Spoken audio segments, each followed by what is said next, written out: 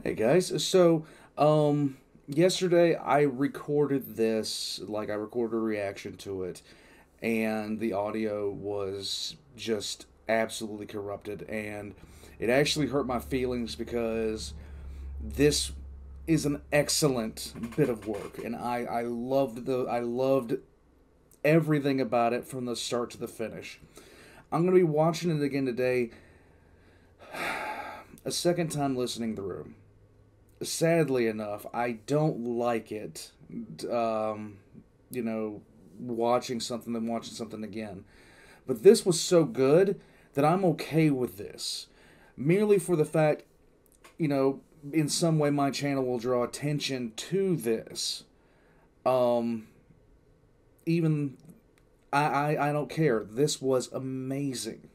This is Flesh Noose, and it's by A Vox in the Void. Now, before I get started with that, this was requested by Ants Human, and it was boosted up by Burb of Judge, and I think it was Fiora Varela. Yeah, Fiora Varela.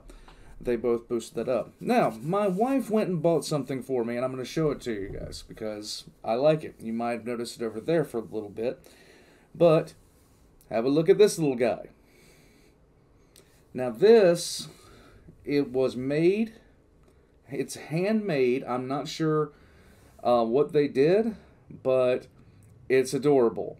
And this was made by somebody on Etsy. My wife saw it. She knows I love pugs. I love pugs in a ridiculous way.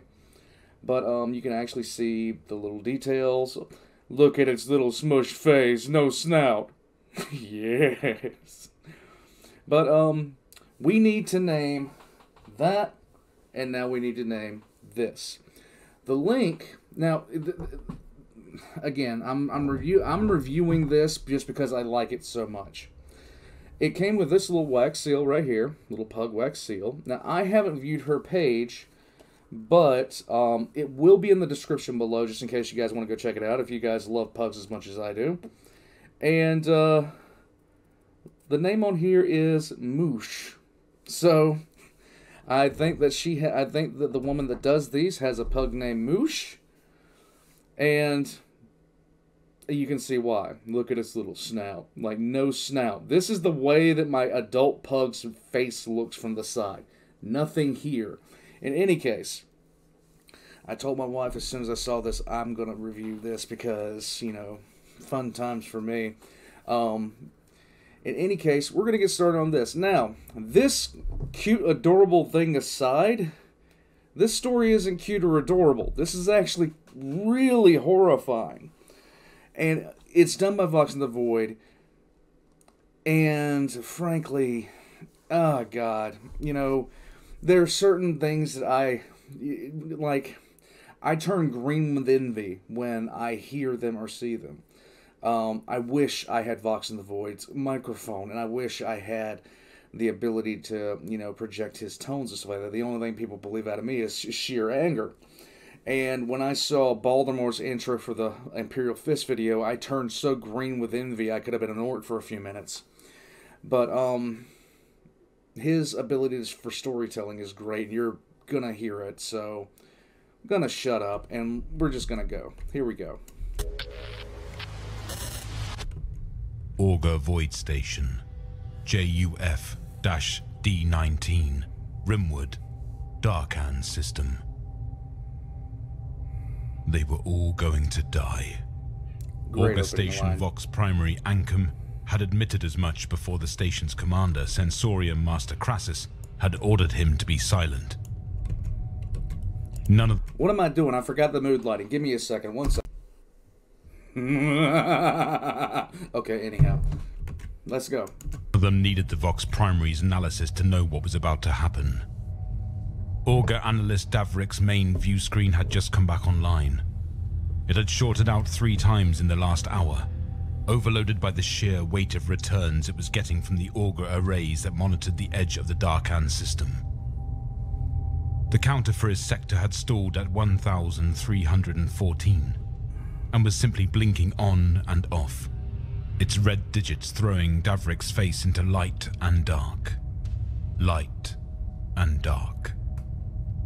The displays all around him were now a morass of unidentified organic returns, rendered all but useless by the weight of data appearing across the screens. Auger Station JUF-D19 Rimwood's processors were unable to comprehend the sheer size of Hive Fleet cicatrix as it arrived in system. Tech Adept Grohl seemed to have gone into some sort of standby, cortical plug still linking him to the Deep Space Station's drives.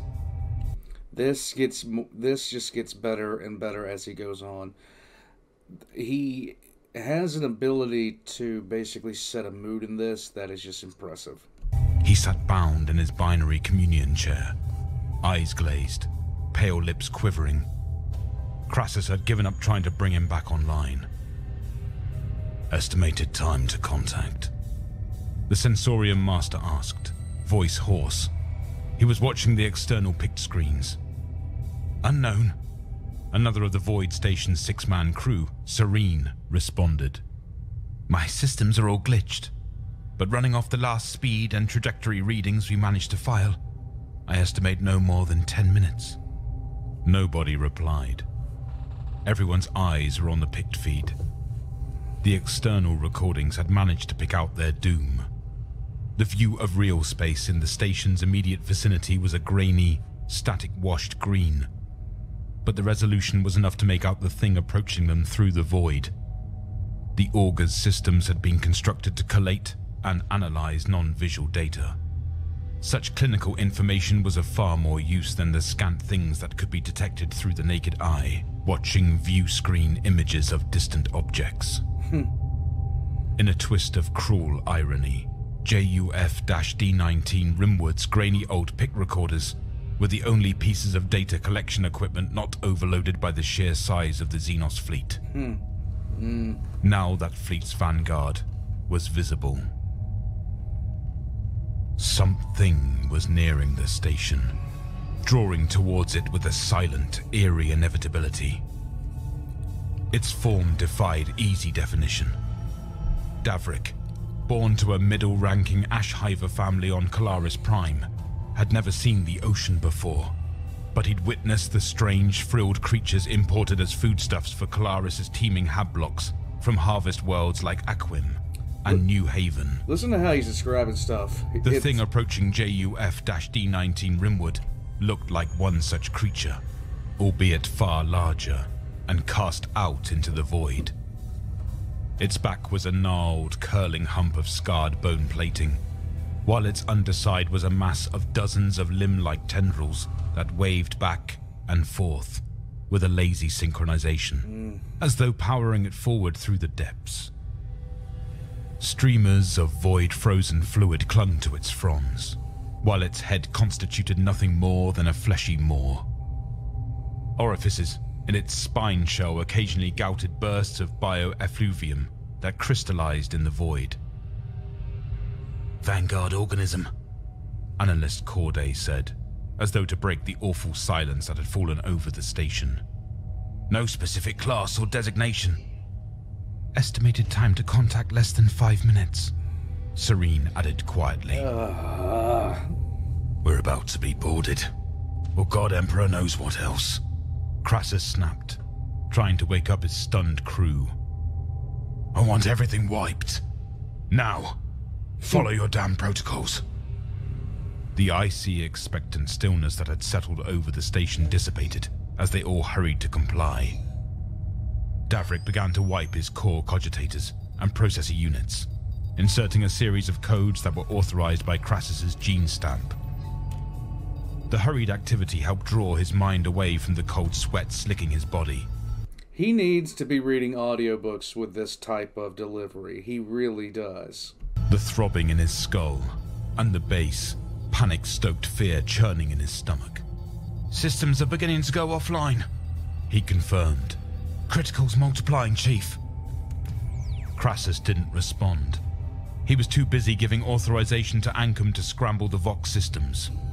Serene was wiping data slates, while Corday was dumping sheaves of paperback copies and data readout chits into the vacuum chute. Only Grohl was motionless, still staring into nothing. Tech Adept, respond, Crassus said, turning his attention to the Adeptus Mechanicus acolyte. The coghead remained unmoving. Maximum priority response override, Crassus snapped. Look at me, Grohl. The adept blinked once, slowly. He's gone, Chief, Corday said, glancing over from the chute. Overloaded. You've got to unplug him from the data frame. For a moment, Crassus looked as though he was going to reply. Then, instead, he reached down to the base of the Adept's mem unit, sutured into the pale flesh at the base of his skull. After a moment's hesitation, he pulled. There was an instant of resistance. Then the unit disengaged with a click. Grohl didn't react, though a line of saliva escaped his sagging lips. Crassus reached up to the heavy cortical plug inserted into Grohl's cranium, near the surgery-scarred crown of his white scalp. God, Emperor, forgive me, the Sensorum Master muttered, before yanking the plug free.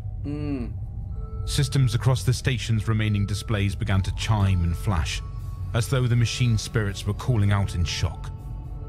Grohl spasmed violently for a moment, held in check by his binary chair's restraints, then slumped back. A single hand continued to twitch and clench. Eyes on your stations, Crassus ordered, though the surety in his voice was gone.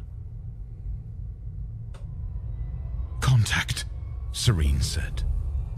The void monster filled the picked screen. Up close, its form was even more nightmarish.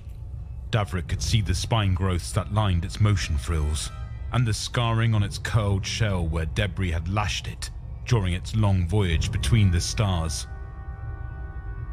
As the station crew watched, its maw distended, pulling apart.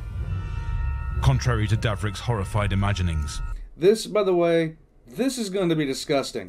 It did not possess row after row of snapping lock teeth. Instead, its mouth was a fleshy morass of feelers, disgusting tendrils trailing icy slime.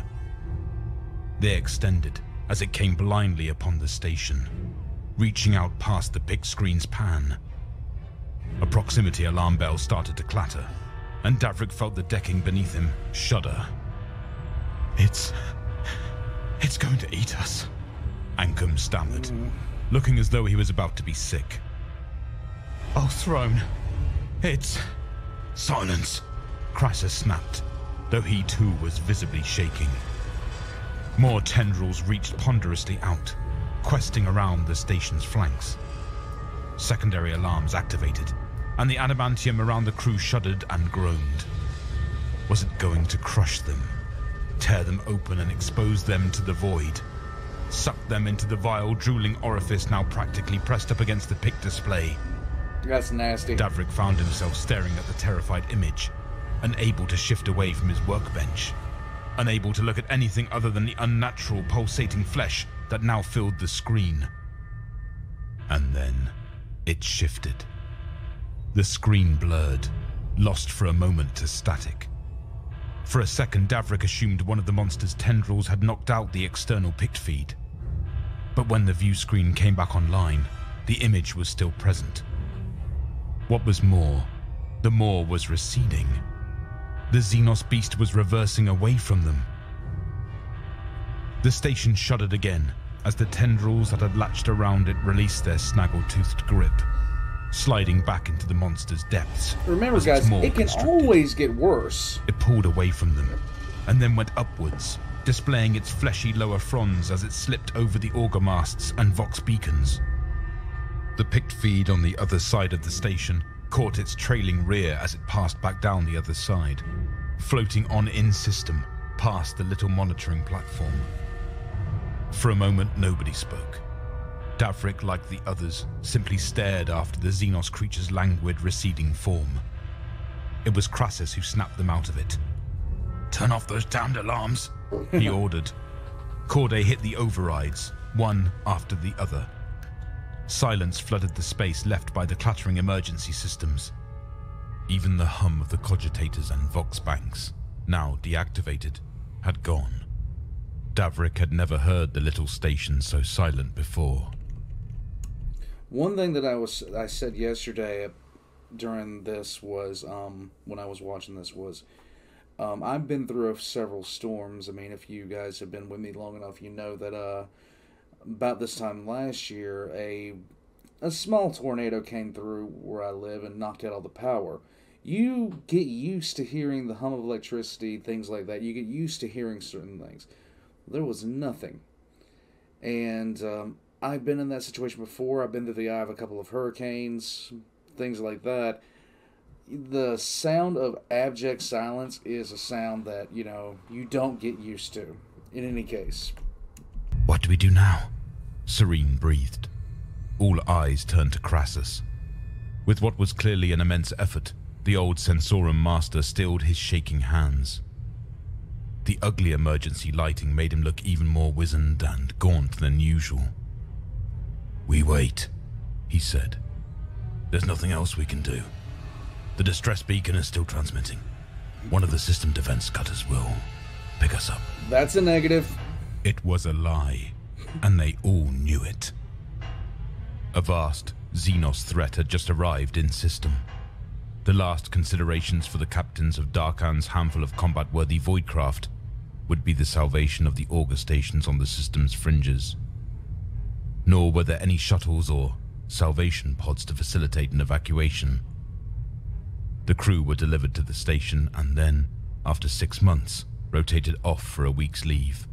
According to the cycle logs, there was a full Terran month to go before they were to be replaced.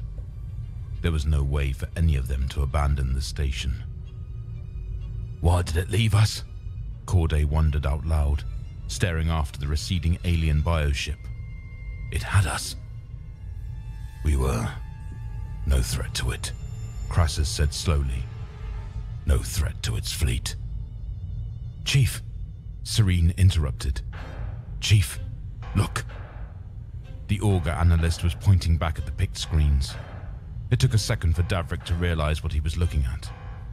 When he did, the reason for their survival became clear. The Vanguard Xenos bioships had passed by.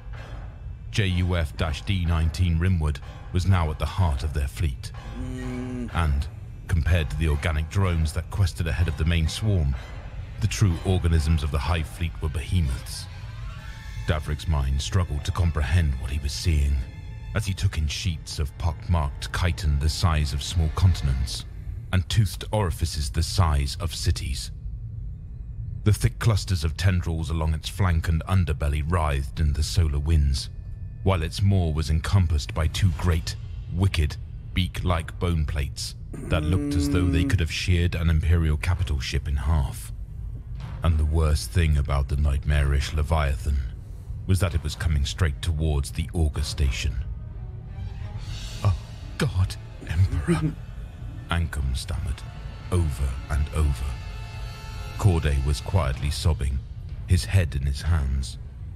Serene just stared. There is literally... I don't like many horror movies. I just don't. I don't like many horror movies because usually, in any given horror movie, the thing that annoys me the most is that the people that are in the situation they are in typically did several stupid things to put themselves in such situation. This is not one of those instances, because there's nothing that they can do. It's happening. The image on the view screen reflected in her wide, dark eyes. Only Crassus turned away from the display. He walked over to the worn leather of his command chair, paused, tugged his dark blue Sensorum Master's uniform straight, and sat down. His expression was unreadable, jaw locked, though in the harsh emergency lumens he looked more haggard than ever. "Crew members," he said, his words cutting through Ankum's and Corday's despair. "In the past decades of service, it shames me to admit that I have not said this enough. Regardless, if there was ever a time, Throne knows it's now. It has been an honor to man this station with all of you." Yep, say goodbye. "And with you, Chief," Davrik said. He was the only one to respond. His own words felt distant, disconnected, as though he was speaking to himself from somewhere far away.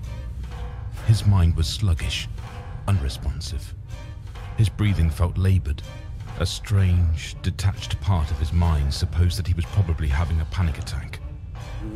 Crassus had no more orders to give. He simply sat, watching the view screen. Davrik reached out towards his little picked capture of Amelia and Rui, his wife and son, tacked to the side of his monitor. He would see them again, someday. He was sure of it. A fresh surge of stuttered oaths from Ankum distracted him before he could pull the pict off the side of the display. The Tyrannid bioship had filled the view screens. Even as the stunned crew watched, the monstrosity's great, hooked chitin beak split apart. The maw yawned wide. Impossibly wide. Wide enough, Davrik was sure, to swallow one of Darkan's moons. Its shadow fell across the auger station, blotting out the light of the stars. The structure around them seemed to shudder, as though its terror matched that of its crew. The view screen now showed nothing but static washed darkness. It had swallowed them whole. Corday That is never a good sign, if you guys are wondering. had slumped on the deck, shaking and weeping uncontrollably. Crassus was looking down into his lap, knuckles white where he gripped the arms of his chair. Ankum had finally stopped gibbering.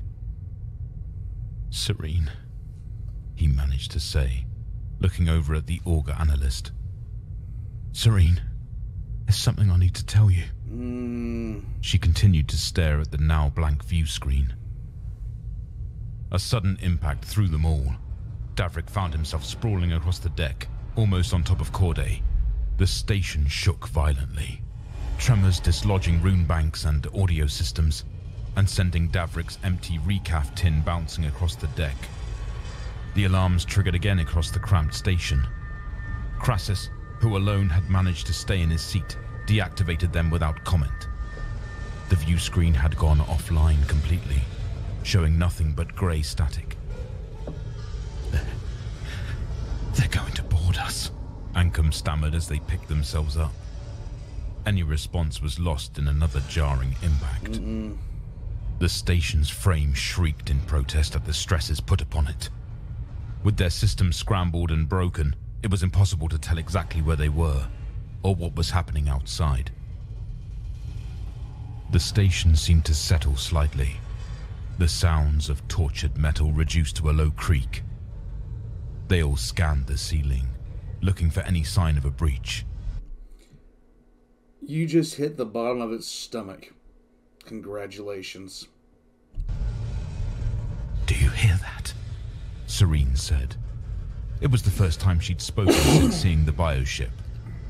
They all listened, breath held, straining to hear over the groan of adamantium and Corday's muted sobs. Eventually, Davrik caught what Serene had detected, a faint scratching, scrabbling noise, as though someone or something was scraping across the outside of the hull. It mirrored the scratching, tormenting all of them from inside their own skulls. "They're on the hull," Davrik said.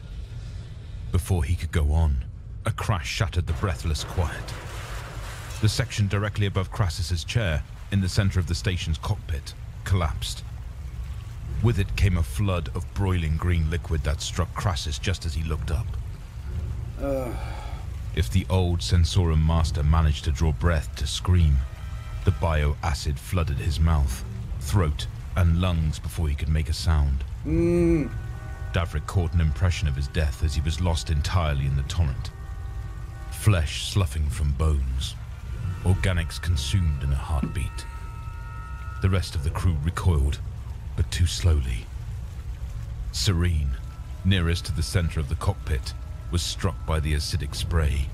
Her hands went up to her exposed face, and her screaming filled the claustrophobic space. Ankum wailed, lunging across his bench to catch the auger analyst as she collapsed. He managed to drag her hands away from her face, then recoiled. Her features had already been reduced to pockmarked bone, her eyeballs running like liquid from their sockets, meat and tendon slipping away with her fingers. Still, she screamed. Ankum doubled over and was sick. Davrik, whose station was furthest from Crassus's chair, scrambled back on top of his bench as the flood of acid spread across the decking plates. Serene had collapsed into the rising swill, her body coming apart. Ankum tried to push himself against his Vox banks, but was sick again and collapsed. The bugs got to him before the acid. Here's where we learn about the Rippers. There were insects in the hissing, steaming slime. Writhing, sightless, maggot things with hard black shells. They swarmed from the discolored vomit-like biomatter. The air full of the susurration of their passing as they swiftly covered the deck, and then the cogitator stations, workbenches, and walls, riding the rising tide of acid. First hundreds, and then thousands of them reached Ankum, swarming over his boots and knees and up his arms where he was crouched against the Vox systems. He tried to scream, but choked on his own bile. His eyes rolled back into their sockets as the alien swarm began eating him alive. Corday killed himself. Face still streaked with tears, he leapt directly from his bench into the stream that had consumed Crassus and his command chair. He was gone in an instant. You can't really blame him for that, because right now, this is gonna go this way no matter what happens. As the breach in the station hull was burned wider. As Ankum's eaten-out remains collapsed into the bioorganics sloshing about the cockpit's deck, Davrik stood rooted to the top of his bench. He couldn't think, couldn't move. He was in the throes of panic. A part of him realized he should end it quickly like Corday. But another part was desperate for another way out.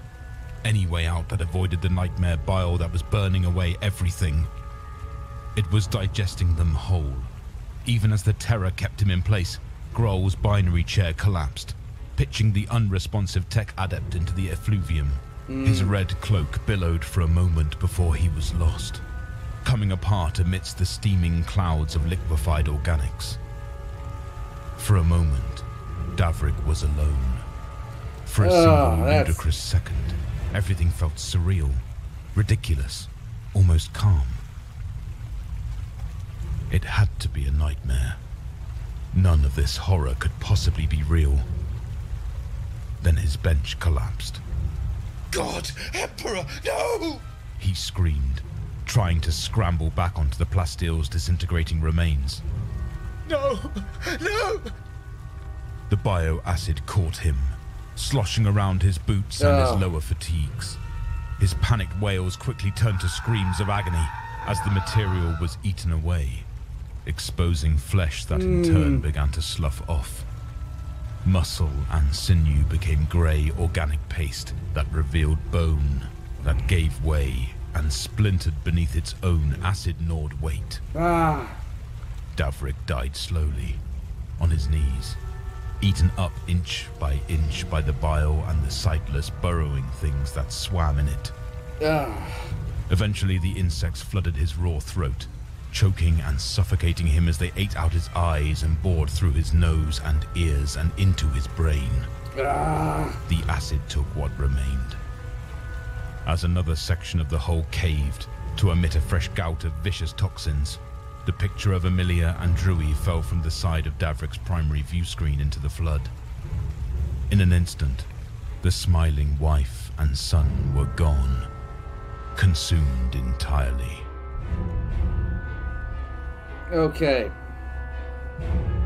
So, yeah. If you guys don't know why I recommended that and said I was going to watch it again, even though I've already seen it, I saw it yesterday, that's why. Holy God, that's good. I don't really have anything to say. I don't have much to say after that. I really just don't. The second time I listened to it, I caught up on things that I didn't catch because, just green with envy. I want to be able to tell stories like that. Everything in this was perfect. Just like I was thinking, like, I've had time to think about it, of course, and my opinion has not changed. This was picture perfect. From the tone to the delivery to the musical selection, everything about it. Like and subscribe. Like this video. Well, for me, of course, yeah, do that. For him, though, definitely go to his channel. The link will be in the description down below. And subscribe to him. Because he is an underappreciated 40K channel. He is a vastly underappreciated 40K channel. Aside from that, I don't have much to say. If you'd like to see me react to something, pop into the Discord. Put it on in the request for reaction channel. If you'd like to support the channel, I have a Patreon down below. I am going to try. I'm trying to make a decision on what I'm going to do in the next couple of days. I wasn't able to finish the next 5-minute lore, which is going to be close to 25-ish minute lore when it's all said and done. I'm considering using tomorrow, besides reacting to Star Wars vs. 40K, to see if I can get the editing process of that. But that's a decision I'll make at a later time. In any case, I'll catch you guys next time.